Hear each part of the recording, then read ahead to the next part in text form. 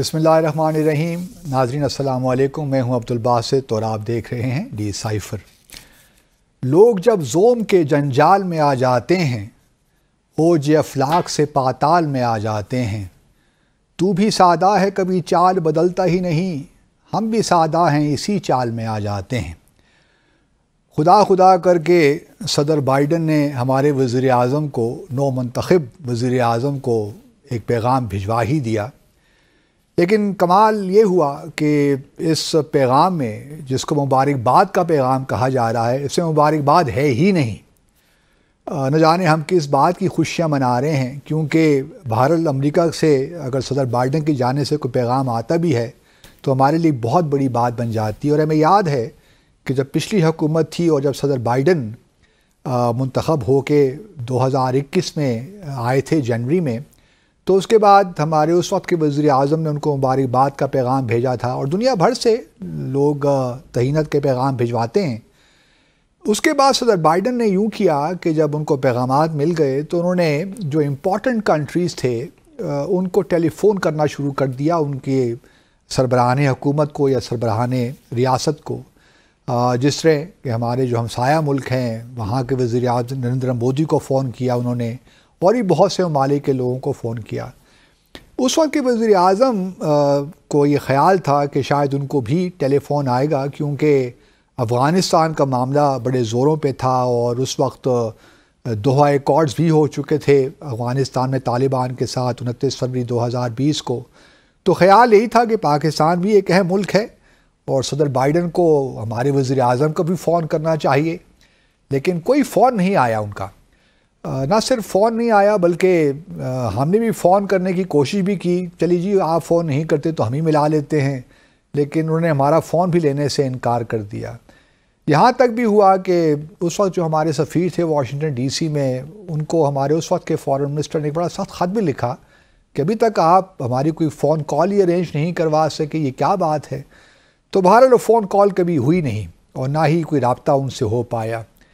تو اب جب الیکشنز ہو گئے 8 فروری کو الیکشنز ہو گئے، اور یہاں پہ آپ جانتے ہیں کہ انتخابات کے حوالے سے بڑی کانٹروورسیز بھی چلتی رہی ہیں اور چل رہی ہیں، اور اس دوران 20 مارچ کو ایک ٹیسٹیمنی بھی ہوئی ہاؤس آف ریپریزنٹیٹیوز کی، کانگریس کی ایک سب کمیٹی میں، جس میں امبیسڈر ڈونلڈ لو نے بھی ان کی ٹیسٹیمنی تھی۔ تو اس کے بعد یہاں بھی بڑی ایک لحاظ سے کانٹروورسی چلی، اور پھر ڈونلڈ لو نے یہ بھی کہا کہ ہم نے تو ابھی تک جو پاکستان میں انتخابات ہوئے ہیں ان کو یہ نہیں کہا کہ یہ فری اینڈ فیئر انتخابات ہوئے ہیں، تو انہوں نے بات کو گول مول کر دیا۔ تو یہی تھا کہ جی ابھی تک تو امریکہ نے ہمارے نو منتخب وزیر اعظم کو مبارکباد نہیں دی اور صدر کو مبارکباد نہیں دی، جبکہ چین سب سے پہلا ملک تھا جس نے مبارکباد کا پیغام بھیجا۔ اسی طرح محمد بن سلمان کا ٹیلی فون بھی آیا UAE کی جانب سے، قطر کی جانب سے، اور اب روس کے پریزیڈنٹ نے بھی اپنے الیکشن کے بعد ہمارے وزیر اعظم کو مبارکباد دی، بلکہ کل ہی روس پہ سفیر ہیں ان کی ملاقات ہوئی ہمارے وزیر اعظم سے، تو انہوں نے صدر پوٹن کا پیغام پہنچایا۔ تو یہ ایک بڑا انتظار تھا کہ صدر بائیڈن ہمارے وزیر اعظم کو کب مبارکباد پہ دیتے ہیں یا کب رابطہ قائم کرتے ہیں، کیونکہ جب پچھلی دفعہ PDM کی حکومت تھی تو جب نئی حکومت بنی تو اس میں سیکرٹری جو اسٹیٹ تھے اینٹنی بلنکن، انہوں نے ایک ٹویٹ کیا تھا، یہ ایکسیڈ کیا تھا، تو وہ مبارکباد کا تھا، لیکن اس بار کوئی مبارکباد نہیں آئی۔ اور مزے کی بات یہ ہے کہ جو میسج ہے اگر آپ دیکھیے تو ڈپارٹمنٹ آف اسٹیٹ ہے US کا، اس کے لیٹر ہیڈ پہ یہ میسج ہے بائیڈن کی جانب سے، صدر بائیڈن کی جانب سے۔ تو یہ وائٹ ہاؤس کا لیٹر ہیڈ نہیں ہے، یہ جو ہے اسٹیٹ ڈپارٹمنٹ کا ہے، اور اس میں آبویسلی بائیڈن صاحب کو سگنیچر وغیرہ نہیں ہے۔ اور ہوتا تو یہی ہے اور تقاضا بھی یہی ہے کہ جب ایک نئی حکومت بنتی ہے، نیا وزیر اعظم آتا ہے یا صدر آتا ہے، تو یہ ایک میرے خیال میں انٹر اسٹیٹ ریلیشن کی ایک بنیادی چیز ہے کہ آپ ایک مبارکباد کا پیغام بھجواتے ہیں، لیکن اس میں ڈیئر مسٹر پرائم منسٹر کہہ کر صدر بائیڈن نے کوئی مبارکباد نہیں دی کہ جی آپ کو بہت مبارک ہو، آپ پاکستان کے وزیر اعظم منتخب ہو گئے ہیں اور ہم مل کر کام کریں گے، ایسی کوئی بات نہیں کی انہوں نے یہاں سے ہی شروع کر دیا کہ جو پاکستان اور بلکہ جو ہمارے دو ممالک یا دو قوموں کے درمیان ہماری جو ایک سیکیورٹی اور پیپل جو لوگوں کے ارد گرد ہمارے جو تعلقات ہیں، ہم امید کرتے ہیں کہ ہم ریجنل اور گلوبل چیلنجز کو، جو ہمارے اس وقت کے چیلنجز ہیں، ہم مل کر اس پہ کام کریں گے۔ اور ان چیلنجز میں جو چیزیں شامل ہیں وہ ہیں ہیلتھ سیکیورٹی کے بارے میں جو ہے معاملات ہیں، پھر اکنامک گروتھ کی بات انہوں نے کی،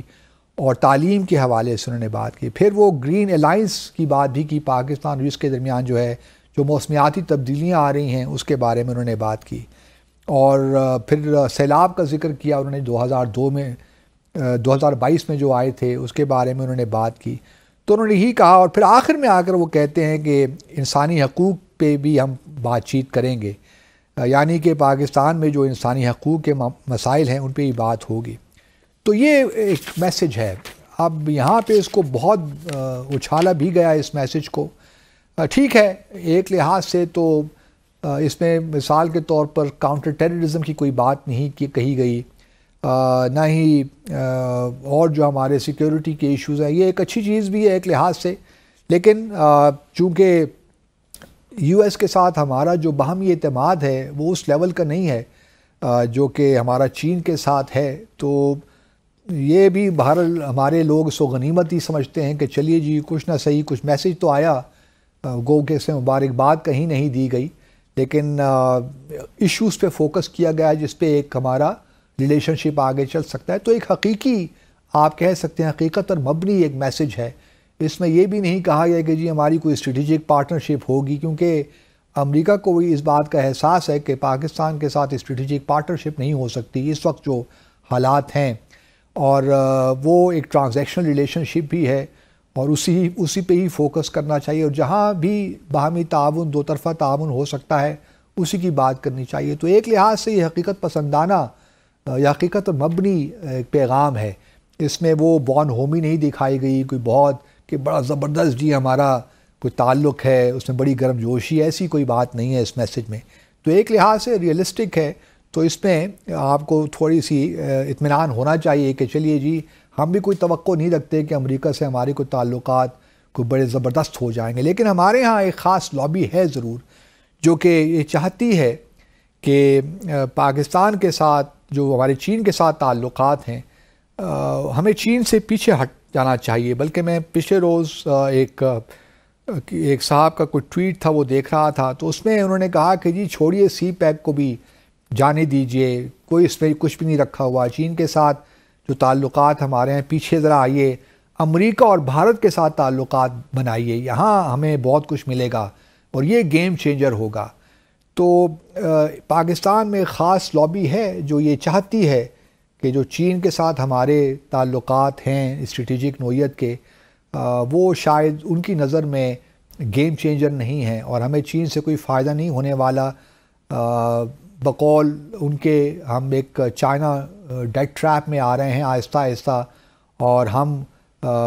حاکم بدہن ان کے خیال میں ہم کہیں چائنا کی کالونی نہ بن جائیں یا ایسا پھنس نہ جائیں جو سری لنکا کا حال ہوا، شاید ہمارا بھی وہی حال ہو۔ تو یہ خدشات جو ہیں ان کا اظہار کیا جاتا ہے اور بار بار کیا جا رہا ہے، تاکہ چین سے متعلق پاکستان میں لوگوں کے، عوام کی سطح پہ خدشات پیدا ہوں، اور ایک پریشر بلڈ ہو کہ نہیں جی چین کے ساتھ اتنی دوستی بڑھانے کی کیا ضرورت ہے۔ اسی دوران ہم دیکھتے ہیں کہ ابھی بشام میں پچھلے روز ایک دہشت گردی کا واقعہ ہوا جس میں 6 چینی باشندے ہلاک ہوئے جو ڈاسو ہائیڈرو پاور پروجیکٹ پہ کام کر رہے تھے۔